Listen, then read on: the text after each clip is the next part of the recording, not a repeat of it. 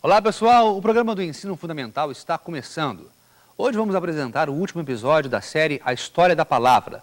Rica em informação, a série nos mostra como a escrita foi criada e conta como eram as antigas civilizações que inventaram essa maravilhosa ferramenta humana.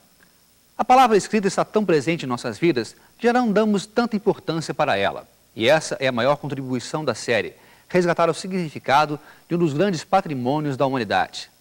Para complementar o programa, teremos 3 episódios da série de animação Mesopotâmia. Entre eles, um sobre o desenvolvimento da escrita nesta região, que foi o berço da civilização humana. E ainda nessa viagem do tempo, vamos reapresentar Dois na História, outra série de animação sobre a aventura de um casal de adolescentes que volta ao passado para saber como eram os vikings e como viviam os antigos romanos. Então, bom programa!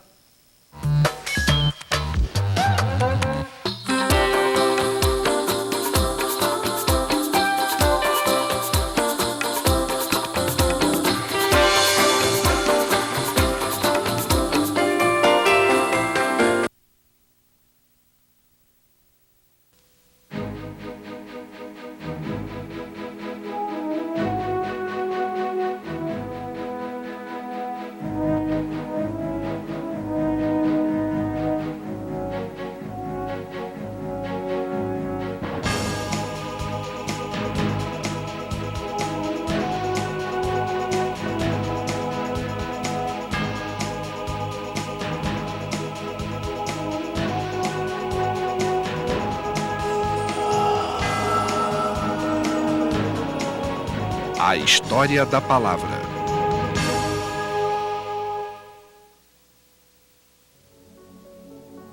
Distribuição Sinapse.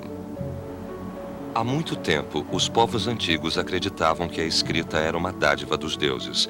A escrita era algo secreto e sagrado e não da alçada das pessoas comuns.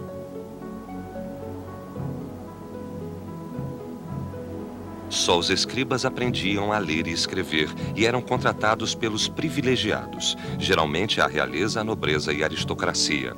Tal informação era monopolizada pela elite e o povo comum era mantido ignorante através das eras. Por fim, porém, a escrita passou de algo sagrado para algo usado pelas massas. Não era mais apenas para a elite, mas entrou na esfera do povo comum. A renascença da escrita, na qual a alfabetização se tornou uma característica das massas, foi outra revolução no desenvolvimento da humanidade. A Revolução dos Alfabetos. Ninguém sabe ao certo como e onde os alfabetos surgiram. Como a revolução da escrita começou?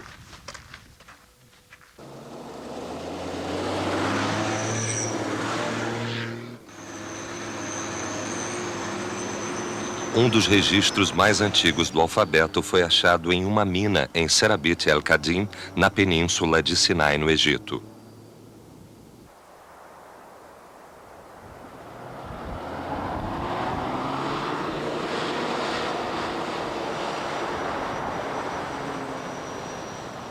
A estrada para essas relíquias foi esculpida na montanha e está à beira de um penhasco. No alto deste pico de 200 metros, dizem que foi descoberto o primeiro alfabeto.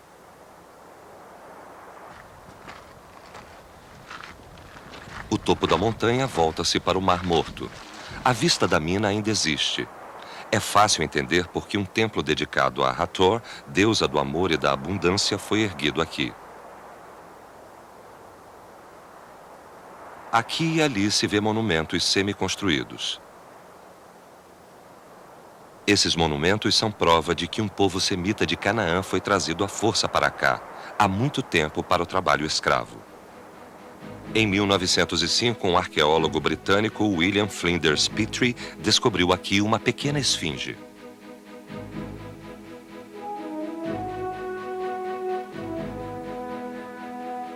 A princípio, a esfinge pequena e grosseira parecia insignificante para ter valor. Porém, Petrie percebeu que a esfinge se tornaria um marco na história da escrita.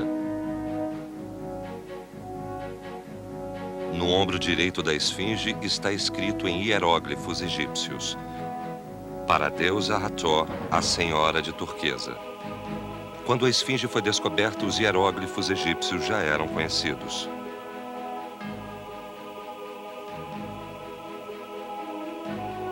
Do outro lado dos hieróglifos havia uma estranha forma de escrita nunca vista no mundo moderno. Em volta da esfinge havia cerca de 50 outras pedras com esses caracteres estranhos. A data da inscrição foi determinada em torno de 1500 a.C. O número de letras usadas não ultrapassava 30. O sistema de escrita que Petrie achou tinha cerca de 30 sinais. Isso era revolucionário. Os sistemas de escrita anteriores à invenção do alfabeto tinham centenas de sinais, tanto nos sistemas egípcio quanto no mesopotâmico. Tinham sinais para nomes de coisas, para ações, tipos de palavras, sílabas. Às vezes, tudo isso na mesma palavra. Quando Petrie achou um sistema que parecia ter só 30 sinais, sabia ter achado algo parecido com o nosso alfabeto, o que era muito diferente. 10 anos depois, um egiptólogo chamado Alan Gardner dedicou-se a decifrar a inscrição da esfinge. Ele se concentrou no fato de as letras da esfinge serem semelhantes em aparência aos hieróglifos egípcios. Gardner, assim como Petrie, fez uma tabela de hieróglifos egípcios semelhantes aos caracteres desconhecidos.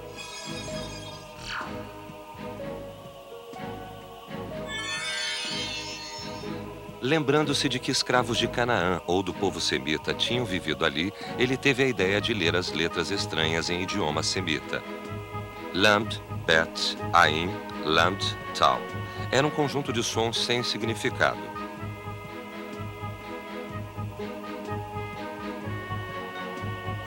Após tentativas e erros, ele teve a ideia de ler só os sons iniciais de cada letra. E disso ele obteve L, B, A, L, T. Originalmente, os idiomas semitas não tinham vogais. Então, Gardner pôs vogais livres entre as consoantes. Le-Baalat. Em idiomas semitas, Baalat significa senhora, que é um epíteto da deusa Hathor. Finalmente, parte da estranha escrita era decifrada. Parecia ser para a senhora. Finalmente percebeu-se que a esfinge continha o mesmo texto em língua semita e egípcia. Gardner percebeu que esses símbolos eram letras do sistema alfabético. Um sistema que podia expressar um amplo conteúdo com apenas 30 símbolos deveria ser alfabético.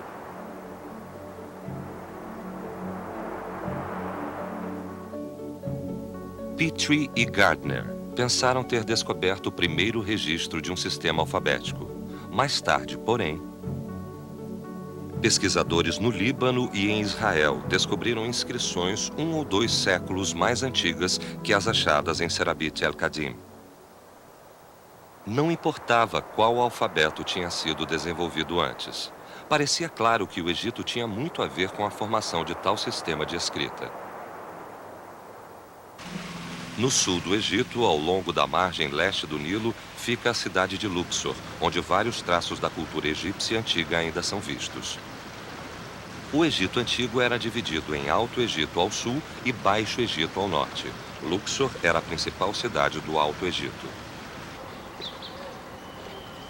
Em Luxor ainda se encontram locais que demonstram a grandeza da antiga cultura egípcia. O mais famoso dentre eles é o Templo de Karnak, agora uma popular atração turística. O Templo de Karnak é um complexo de obras dedicadas aos deuses de Tebas, Amon, Mut e Khonsu. A entrada principal é o primeiro pilono, uma enorme estrutura com 113 metros de comprimento e 37 metros de largura. Na entrada do templo fica a estátua de um dos faraós mais famosos do Egito, Ramsés II, parecendo um anjo da guarda.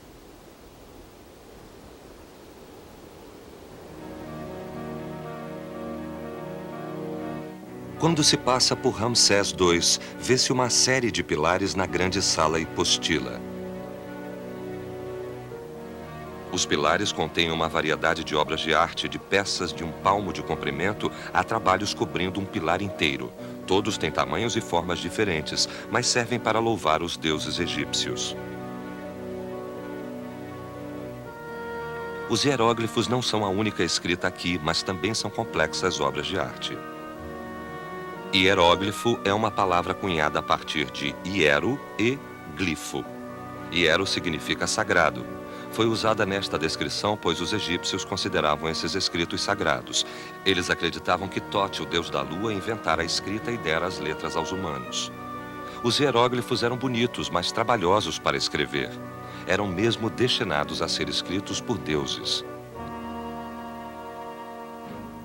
Há cerca de 200 anos, o exército francês de Napoleão achou os agora obsoletos hieróglifos egípcios e os reapresentou ao mundo. Em 1799, na vila egípcia de Rosetta, o exército francês descobriu a hoje famosa Pedra de Rosetta. Em 1822, o linguista francês Jean-François Champollion conseguiu decifrar a obscura escrita sagrada achada na Pedra de Rosetta. A natureza complexa dos hieróglifos tornou difícil decifrar o texto. Uma palavra ou sentença podia conter ideogramas, fonogramas e símbolos determinativos, que combinavam outros símbolos para criar novos significados. A natureza diversa dos hieróglifos que Champollion descobrira era a chave para entender o sistema. Imagine que esta figura de um pato possa ser interpretada simplesmente como um pato. Nesse caso, o hieróglifo é um ideograma. Mas, quando o pato é colocado ao lado do som, significa filho ou descendente masculino. As duas letras se referem ao filho do deus Sol, Ra, uma interpretação totalmente diferente. Neste caso, esse hieróglifo é um símbolo determinativo. Outras vezes, porém, esses hieróglifos representam um som Sa, sem significado em especial. Neste caso, é um fonograma.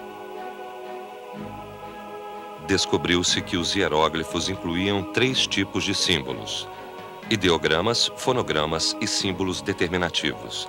Entre eles, os fonogramas eram os mais relacionados aos símbolos alfabéticos.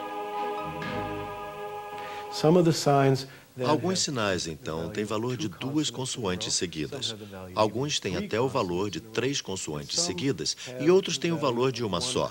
Poderia ser um tipo de alfabeto, apesar de os próprios egípcios nunca terem isolado os sinais que tinham só uma consoante. Sempre usavam os 3 juntos, sinais palavras e sinais para valores fonéticos para 1, 2 ou 3 consoantes. Todo o sistema hieroglífico continha cerca de 700 caracteres. Entre eles, 66 eram fonogramas. Dos 66, 24 correspondiam a um único som por letra, característica de um sistema alfabético. Com as letras foi feita uma tabela para corresponder aos sons do alfabeto. Agora, usando as letras, pode-se escrever o nome da famosa rainha egípcia, Cleópatra.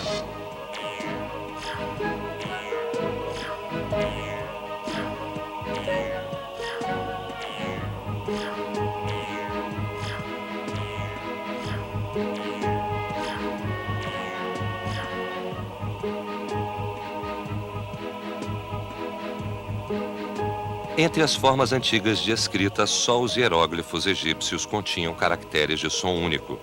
Os sistemas de escrita cuneiforme não tinham essa inovação. Parece que os alfabetos que usamos hoje emprestaram isso dos antigos hieróglifos egípcios.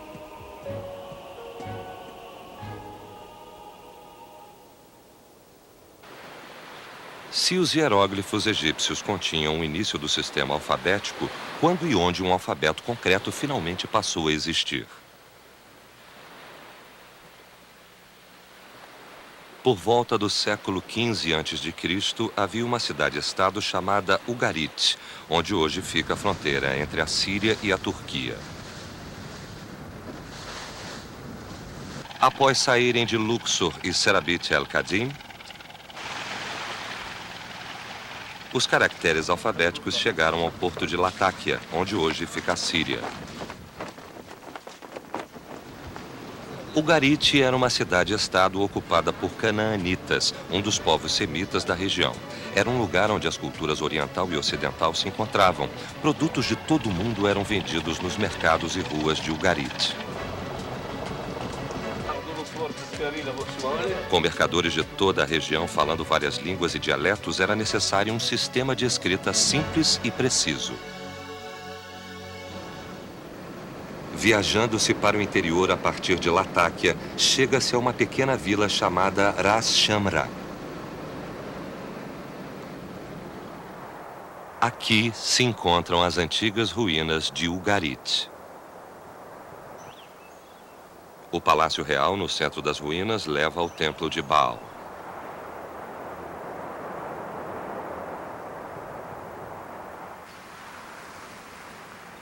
Há pedras angulares e paredes desmoronadas aqui e ali, mas não restam indícios da prosperidade de Ugarit. Porém, sob a área deste templo, foi encontrada uma importante relíquia que ajudou a esclarecer a história do alfabeto. Era o mesmo tipo de tábua de argila que veio da Mesopotâmia. A maioria das tábuas de argila encontradas aqui era cuneiformes. Achou-se tábuas contendo escrita de uma ampla gama de línguas faladas neste centro comercial: sumério, acádio, hitita, hurrita e ugarítica.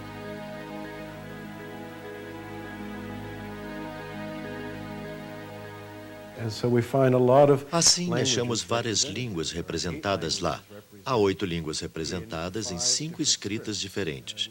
Achamos algumas das principais línguas do Oriente Próximo, como o sumério, o acádio e o hitita, em escrita cuneiforme.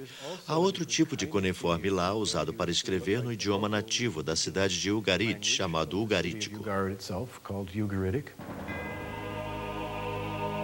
Entre as tábuas de argila, uma continha 22 cuneiformes.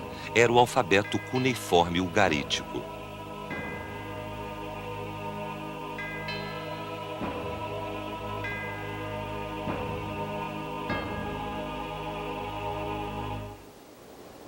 O alfabeto cuneiforme ugarítico era arranjado mais sistematicamente e tinha um número menor de letras que o sistema alfabético encontrado em Serabit el-Qadim. Porém, a real importância da descoberta do alfabeto ugarítico foi ser possível ver nele a ordem alfabética pela primeira vez. A ordem não corresponde exatamente à dos alfabetos modernos, mas há, contudo, uma ordem clara no sistema.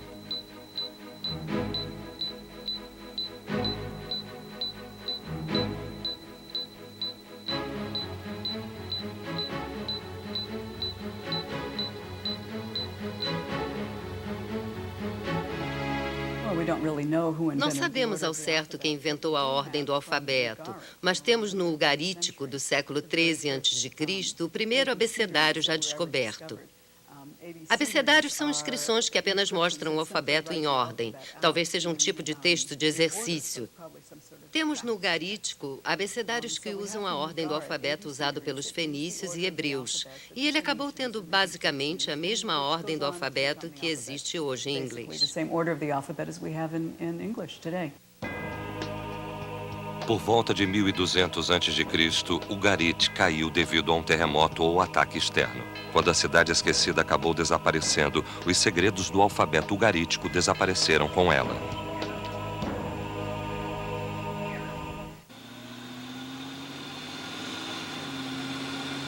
O que houve com os traços do alfabeto ugarítico após a queda? Heródoto, o chamado pai da história, disse que o alfabeto foi levado à Grécia por Cadmos, um príncipe guerreiro lendário da Fenícia. Antes do século XV a.C., uma coalizão de poderosas cidades comerciais controlava o mar Mediterrâneo e muitas regiões além. Juntas, essas cidades, incluindo Biblos, Tiro e Sidon, chamavam-se Fenícia.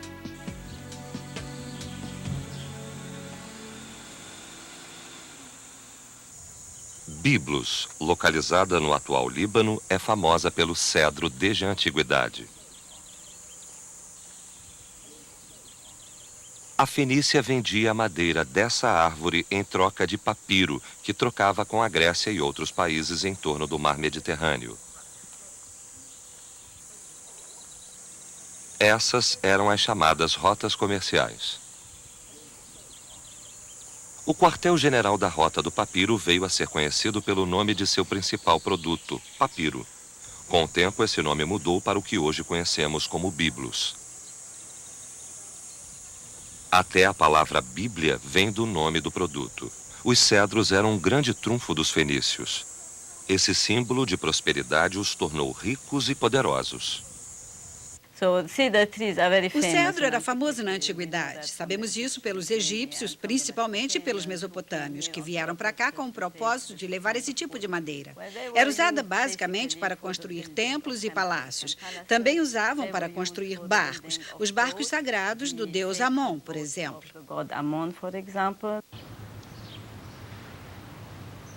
Perto das florestas de cedro encontram-se as ruínas de Biblos, em uma pequena vila litorânea.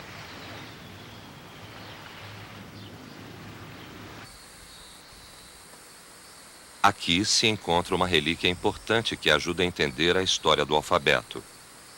Em 1922, um deslizamento expôs uma tumba esquecida sob a areia. Era o sarcófago do rei Ahiram.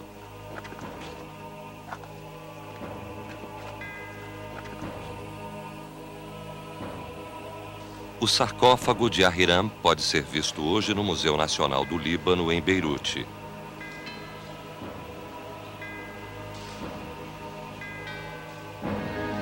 Esta relíquia é a primeira representação encontrada que mostra semelhanças com os alfabetos modernos. A superfície do sarcófago é decorada com um magnífico baixo relevo. A escrita circunda a tampa do sarcófago. Examinando cada símbolo um a um, ficou claro que eram parte de um sistema alfabético.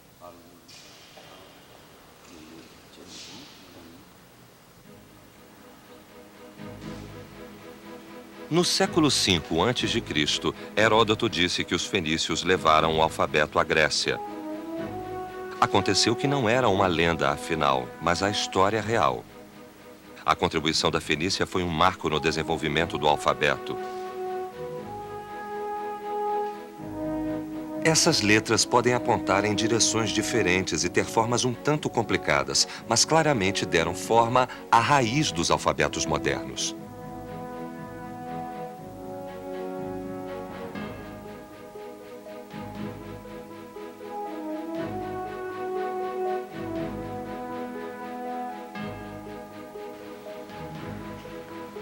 O lugar onde os modernos alfabetos começaram a se formar foi a Fenícia. É a verdadeira origem do alfabeto moderno.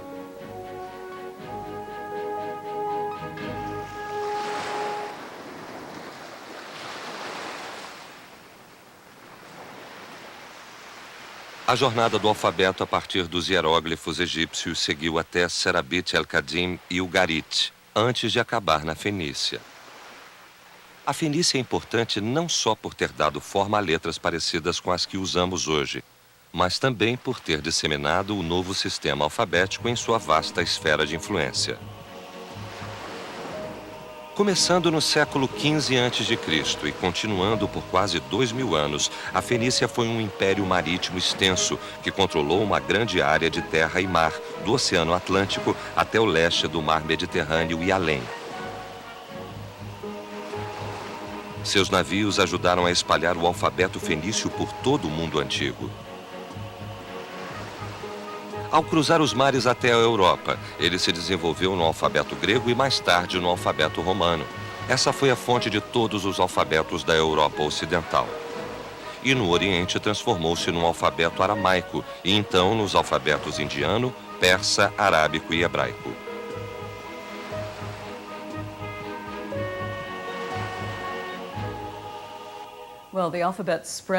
O alfabeto se espalhou para o Oriente e o Ocidente. Para o Oriente, pois os arameus tomaram o alfabeto fenício e o usaram com a sua própria língua. O alfabeto se espalhou para os nabateus e daí para os árabes. Assim, o alfabeto arábico que vemos hoje é, na verdade, produto de um alfabeto aramaico antigo, que descende dos fenícios também. O alfabeto fenício tornou-se a raiz de vários sistemas de escrita. Apesar de pensarmos nos alfabetos europeus ocidentais, que se desenvolveram das letras romanas e gregas, quando pensamos em sistemas de escrita, os sistemas influenciados pelos fenícios incluem várias outras línguas. Os alfabetos grego e romano são um ramo do gigantesco sistema alfabético fenício.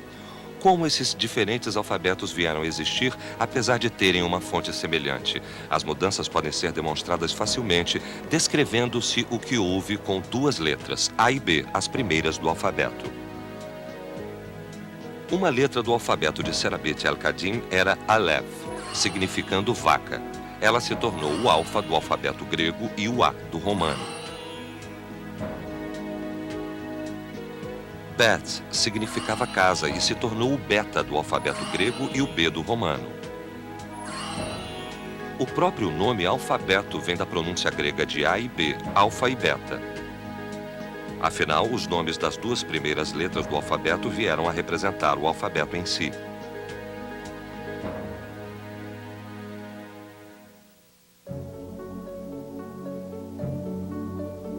É verdade que a história do alfabeto tem milhares de anos, mas por que esse desenvolvimento foi mais revolucionário que outros da escrita antiga?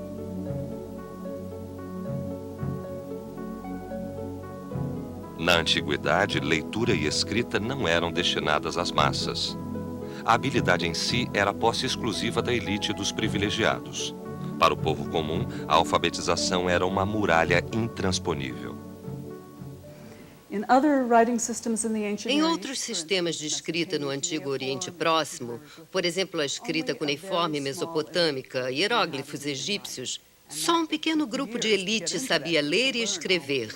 Levava-se anos para entrar nesse grupo e aprender todos os sinais. O grupo era muito poderoso. Por exemplo, eram os únicos que liam textos religiosos ou textos legais e os apresentavam ao resto do povo. Mas com o sistema alfabético e a possibilidade de mais alfabetização, todo esse poder foi difundido. Isso é revolucionário.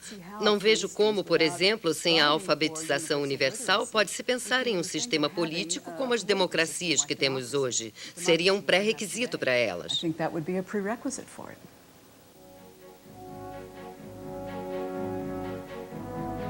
Há muito tempo, a escrita se tornou um símbolo de poder usado para oprimir as multidões. Mas com o nascimento dos alfabetos, a escrita se tornou mais acessível às massas, tornando-se uma ferramenta da democracia. Realmente, a história do alfabeto anda ao lado da história do ser humano, em sua luta sem fim, pela liberdade e pela igualdade.